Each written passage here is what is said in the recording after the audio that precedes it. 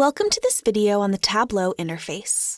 You can download the exercise workbook to follow along in your own copy of Tableau. We're currently on a sheet.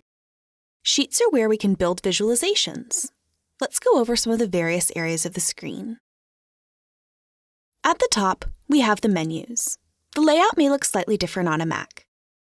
The menus contain a lot of powerful options. I recommend clicking through to see what options they contain. Below is the toolbar, with buttons like Save and Undo. There's no automatic save in Tableau, so make sure to save your work periodically. Many of these buttons are contextual to what's going on in the sheet. For example, the Clear Sheet button is unavailable here because there's nothing on the sheet. If we have a sheet that has data, the Clear Sheet button is no longer grayed out, and if we click on the drop-down, we see there's options to clear specific aspects. The logo button here brings us back to the Start experience, where we can access saved data sources, recently opened or pinned workbooks, etc. To the left of the screen is the Data pane. If we're on the Data tab, the top lists all open data sources, and depending on which one is selected, the fields from that data source are listed below, broken out by dimensions and measures. The Data pane will also show any sets or parameters we may have. If we open the Map Layers or the Format pane, these temporarily cover the Data pane. To get back to the underlying Data pane, simply close whatever's on top of it. The Data pane can also be minimized like so, and then re-expanded. Down here at the bottom is the status bar. This shows the number of marks in the view as well as other summary information.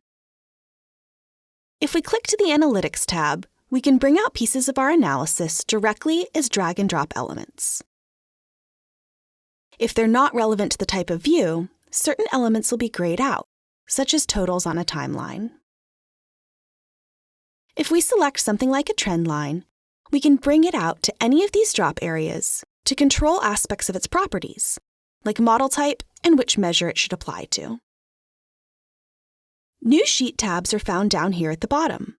We can create sheets, dashboards, and stories with these tabs.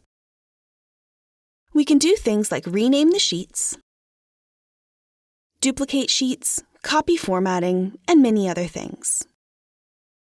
If the workbook has a lot of sheets, we can navigate easily with the controls in the bottom right corner. Finally, and perhaps most importantly, we have the shelves. A view can be built by dragging and dropping fields from the Data pane directly onto the canvas or onto the shelves. Shelves are also sometimes referred to as cards. There's the columns shelf and the rows shelf up here, the pages shelf, the filter shelf, and the marks card. It's also possible to type directly into the columns or rows shelf if you know the field you want to use.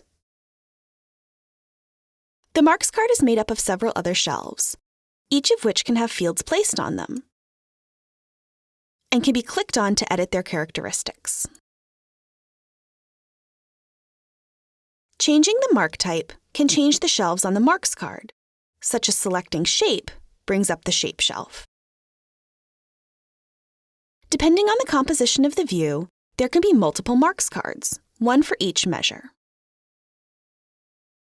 Legends, such as for color, size, and shape, will automatically be created when a field is placed on the color, size, or shape shelf.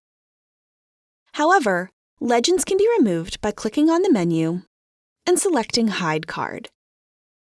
To bring a legend back, right-click anywhere off the canvas itself, select Legend, and choose the one you want. If we're on a dashboard or story instead of a simple sheet, the layout changes a bit. Instead of the Data pane on the left, we have the Dashboard pane. The main area has a list of all the sheets available. There are also dashboard objects, such as images and text boxes. There's also sizing options, and the device preview helps design dashboards for mobile devices.